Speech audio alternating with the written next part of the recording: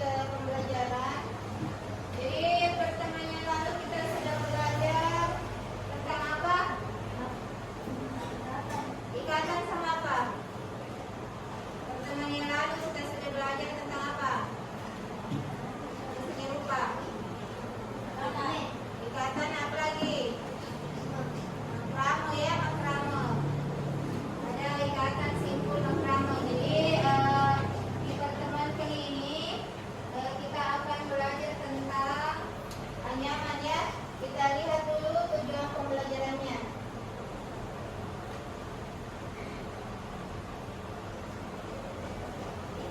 Ini tujuan pembelajaran nanti yang kita capai setelah pembelajaran selesai. Peserta dididik akan menentukan nama karya seni anyaman, menguraikan tipe bahan, menyusun langkah-langkah pembuatan dan menciptakan karya seni anyaman sederhana dengan media yang kreatif sesuai daerah sekitarnya. Jadi setelah nanti pembelajaran selesai, kalian sudah bisa menentukan nama karya seni anyaman yang kalian buat, kemudian bagaimana langkah-langkah pembuatannya, alat dan bahan yang digunakan, ya, sesuai berdasarkan media yang digunakan sesuai dengan yang ada di alam sekitar Kak. Tidak boleh diambil yang di luar daerah, yang ada saja. Itu ya, sudah jelas tujuan pembelajarannya. Jadi setelah nanti pembelajaran tak selesai ini kita dituntut supaya dapat ini menentukan, sudah dapat menentukan nama-nama karya anyamannya ya. Setelah nanti pembelajaran selesai, nah kita pindah ke materinya.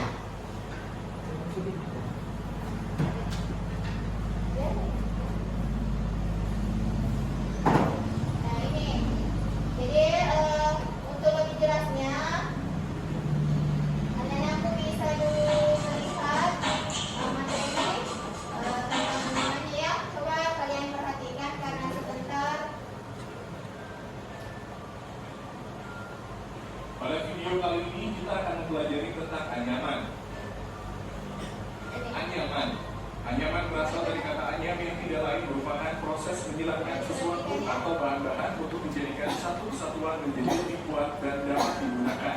Pada dasarnya anyaman adalah bidang yang terwujud karena ada jalinan ikatan fungsi dan pakan. Dalam perkembangannya anyaman menjadi karya seni rupa terapan untuk memenuhi kebutuhan praktis sehari-hari dan berubah untuk memenuhi keperluan estetis. Kerajinan anyaman merupakan suatu usaha atau kegiatan keterampilan masyarakat dalam pembuatan barang-barang dengan cara susun-menyusun antara pakan dan lungsi. Lungsi adalah pita atau daun anyaman yang tegak lurus terhadap penganyam. Sedangkan pakan adalah pita atau daun anyaman yang disusukan pada lungsi pada saat menganyam. Jenis-jenis motif anyaman. Berikut merupakan beberapa jenis motif anyaman.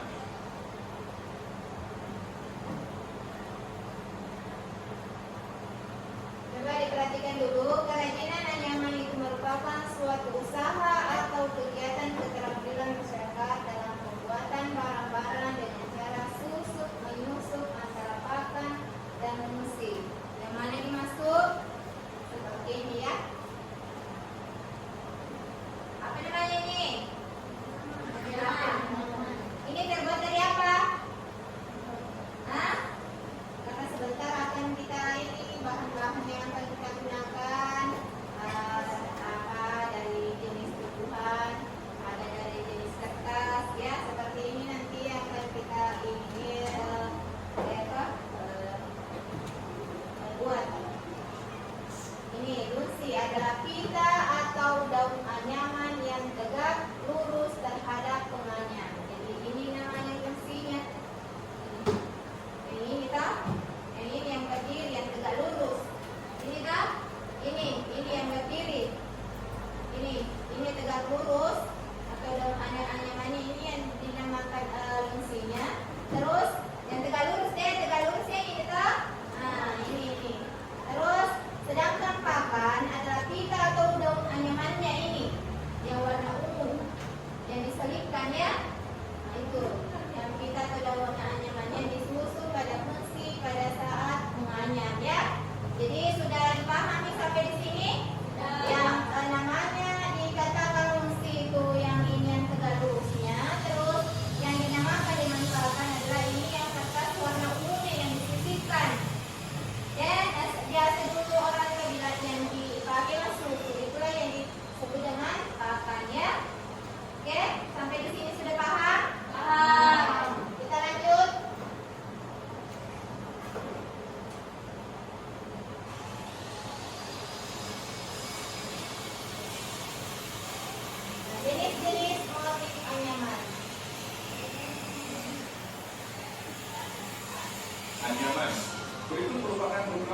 motif anyaman. 1. Motif anyaman tunggal. Motif anyaman tunggal merupakan anyaman yang tiap helai lungsian ditarik sekaligus satu persatu dengan pakan sehingga terbentuk anyaman dengan satu silangan lungsi dan pakan. 2. Motif anyaman ganda. Motif anyaman ganda merupakan anyaman yang tiap dua helai lungsian ditarik bersama dengan satu pakan sehingga terbentuk anyaman dengan silangan dua lungsi dan satu pakan.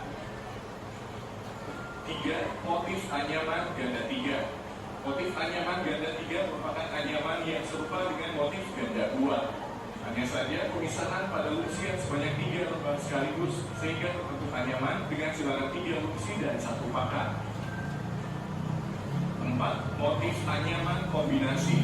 Motif anyaman kombinasi merupakan anyaman yang dibuat dengan motif tunggal, ganda 2, dan ganda 3 dengan variasi bentuk sesuai rancangan desain yang ingin dibuat. Cara ini menghasilkan anyaman dengan silangan yang bervariasi dan membentuk motif tertentu yang lebih unik, indah, dan menarik. Bahan-bahan anyaman. Bahan-bahan menganyam dapat berupa bahan alam ataupun buatan. Contoh bahan alam yang bisa digunakan untuk menganyam adalah daun rotan, daun pandan, bambu, rotan, bubuk, tumbuhan pakis, pelumas pisang, eceng gondok, dan lain-lain. Sudah. Jadi bahan-bahan yang bisa digunakan untuk membuat anyaman ada terbuat dari apa di situ, siapa yang bisa baca? Jadi bahan penganyam dapat berupa bahan alam ataupun buatan. Penganyam adalah daun rotan, daun pandan, daun bambu. Biasa lihat bambu yang dianyam? Biasa? Nah, itu kalau ada orang hubungannya, ada itu apa istilahnya, bola sunyi, apa itu? Apa istilahnya itu yang bikin pagar? Bambu yang dipakai menganyam, modelannya ya seperti itu. Rotan, biasa lihat ini rotan. Rumput. Ya. Ini kalau yang sampai ini termasuk dalam apa ini? Apa daun rotan ya? Ini jadi sudah ada satu jenisnya. Terus itu yang dari alam. Kemudian bahan buatan yang dari bahan buatan itu biasa kita gunakan plastik, ada pita, ada kertas, karet dan lain-lain. Jadi siapa yang bisa sebutkan yang ada contohnya ada di sini bahan yang terbuat dari kertas dan pita? Coba satu orang ke depan. Coba disebutkan contoh anyaman di sini yang terbuat dari kertas dan yang terbuat dari pita. Coba satu orang. Siapa? Atau saya tunjuk. Coba Sisi. Yang mana? Terbuat dari mana itu? Ya, ya. Oke, tepuk tangan untuk temannya. Kertas ya, kertas. Ya, kertas ini. Kemudian ini dari kita Jepang mana? Baik, kita lanjut. Sudah ini tadi dari bahan alam. Daun tadi. Ya. Biasa itu juga pembuatan kulit ketupat terbuat dari daun pandan bisa, terbuat dari daun begini juga bisa ya. Yes, kita lanjut.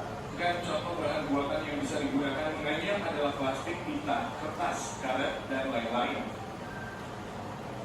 Langkah-langkah menganyam. Alat yang digunakan adalah